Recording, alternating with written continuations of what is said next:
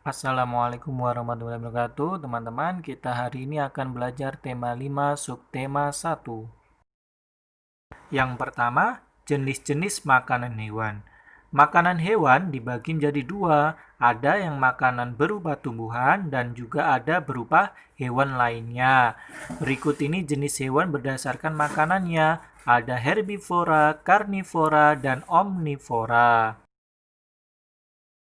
Herbivora adalah jenis hewan pemakan tumbuhan. Hampir semua bagian tumbuhan bisa dimakannya, dari daun, tunas muda, ranting, batang, akar, dan bunga. Sedangkan ciri-ciri hewan herbivora memiliki gigi seri untuk memotong makanan, memiliki gigi geraham yang lebar dan kuat untuk mengunyah. Contohnya sapi, gajah, kambing, kuda, dan hewan-hewan lainnya. Karnivora, hewan pemakan daging. Hewan ini termasuk golongan hewan buas karena memakan atau memangsa hewan lainnya. Biasanya memakan daging, kulit, tulang, ikan, serangga, burung, dan lain-lainnya. Ciri-ciri hewan karnivora.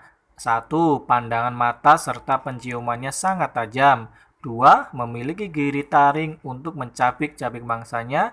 3. Memiliki kaki yang kuat untuk mencegah mangsanya. Contohnya, singa, macan, ikan hiu, harimau, dan hewan-hewan lainnya.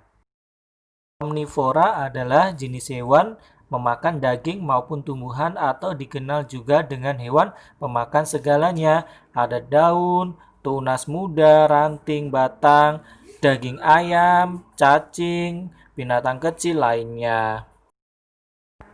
Ciri-ciri hewan omnivora memiliki gigi geraham, memiliki gigi seri, memiliki gigi taring. Contohnya ada beruang, tikus, monyet, ayam, dan lainnya. Selanjutnya, bacalah bacaan tentang ekosistem berikut ini.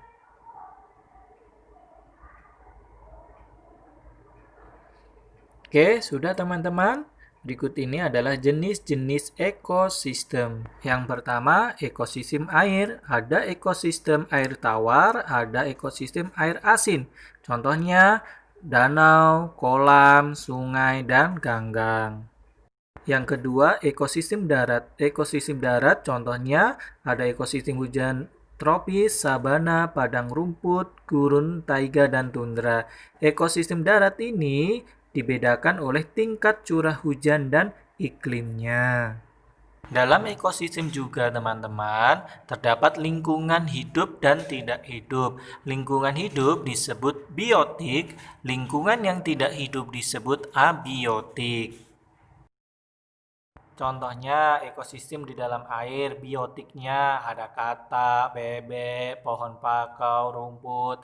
Abiotiknya ada matahari, air, batu, perahu, dan lain-lainnya. Sedangkan ekosistem di gurun ada kaktus, unta, kadal, dan abiotiknya ada pasir, matahari, dan lain-lainnya.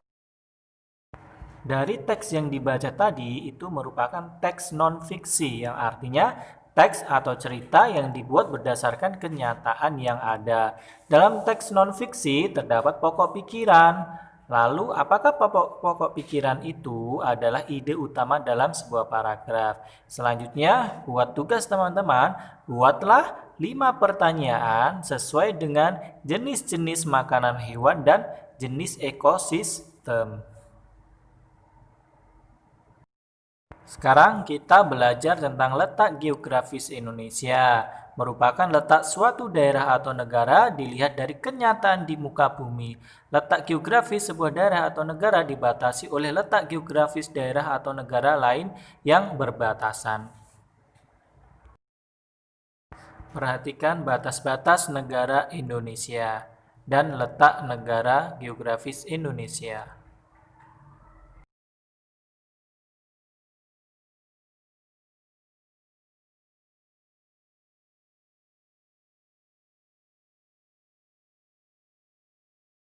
Selanjutnya, perhatikan pulau-pulau besar di Indonesia dan pulau-pulau kecil yang ada di Indonesia. Indonesia disebut sebagai negara maritim, yang artinya memiliki luas laut lebih besar daripada luas daratan yang terdiri atas pulau-pulau. Oleh sebab itu, sumber daya lautnya sangat kaya, antara lain ada hayati dan non-hayati. Indonesia sebagai negara agraris, yang artinya sebagian besar penduduknya bekerja sebagai petani yang mengelola pertanian. Sebagai negara agraris, tentu saja negara Indonesia memiliki lahan subur yang cocok untuk pertanian dan perkebunan. Usaha mempertahankan NKRI. Banyak tokoh-tokoh yang memiliki perjuangan dan dalam mempertahankan negara NKRI ini. Salah satunya Dr. Wahidin Sudirohusodo dan Dr. Sutomo. Mereka ini adalah pendiri Budi Utomo. Pada tanggal 20 Mei 1908 yang mempunyai usaha untuk membangkitkan kesadaran masyarakat Indonesia kala itu terhadap pentingnya persatuan dan kesatuan bangsa tanpa perlu mempermasalahkan perbedaan agama dan suku. Selanjutnya ada Jenderal Sudirman dan Bung Tomo, merupakan tokoh nasional yang terkenal berani dalam melawan kekuatan asing yang mengacam kesatuan negara Indonesia. Kedua tokoh ini juga berjuang untuk mempertahankan kemerdekaan Indonesia yang telah diproklamasikan pada 17 Agustus 1945. Selanjutnya, usaha-usaha yang dilakukan masyarakat untuk mempertahankan NKRI bisa mengikuti upacara dan khidmat, belajar dengan sungguh-sungguh, meningkatkan ilmu pengetahuan, meningkatkan pembangunan di segala bidang, mencintai produk-produk dalam negeri, dan menjaga kerukunan antar umat beragama dan toleransi. Berikut ini adalah peristiwa Sumpah Pemuda 1928. Ini merupakan salah satu peristiwa yang sangat penting bagi sejarah nasional Indonesia. Kongres Pemuda yang diadakan pada 27 dan 28 Oktober 1928 ini melahirkan peristiwa yang disebut dengan Sumpah Pemuda yang menginspirasi seluruh lapisan masyarakat Indonesia terhadap pentingnya persatuan dan kesatuan bangsa Indonesia. Isi Sumpah Pemuda ada 3. Pertama, kami putra dan putri Indonesia mengaku bertumpah darah yang satu, tanah air Indonesia. Kedua, kami putra dan putri Indonesia mengaku berbangsa yang satu, bangsa Indonesia. Yang ketiga, kami putra dan putri Indonesia menjunjung bahasa persatuan, bahasa Indonesia. Tugasnya adalah membuat video tentang membaca teks Sumpah Pemuda dengan khidmat tanpa melihat buku.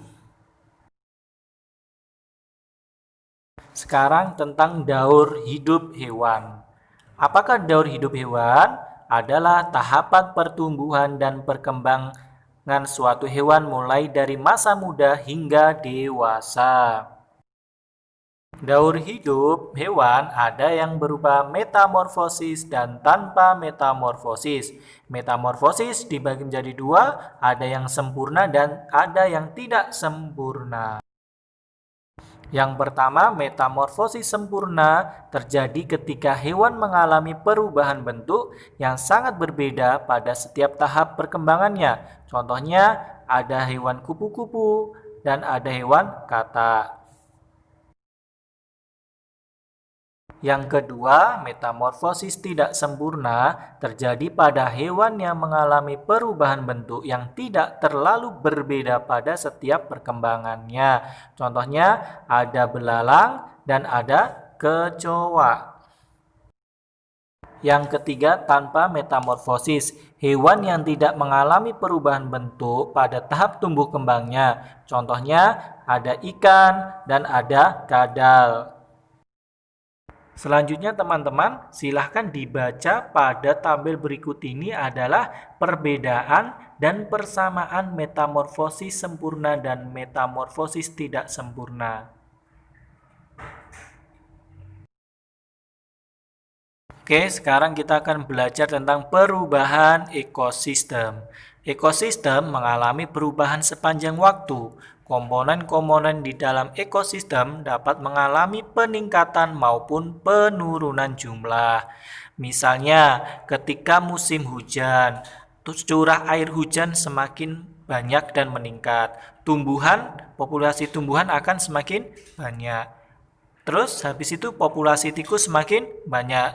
Populasi ular juga semakin banyak. Kenapa? Karena ketersediaan makanannya lebih banyak daripada musim-musim lainnya. Contoh, ketika musim kemarau, tumbuhan semakin sedikit, tikus semakin sedikit, ular semakin sedikit. Kenapa? Karena cadangan makanannya juga semakin berkurang. Itulah disebut dengan perubahan ekosistem, yang dimana ada peningkatan atau penurunan jumlah populasi yang ada di dalam ekosistem tersebut.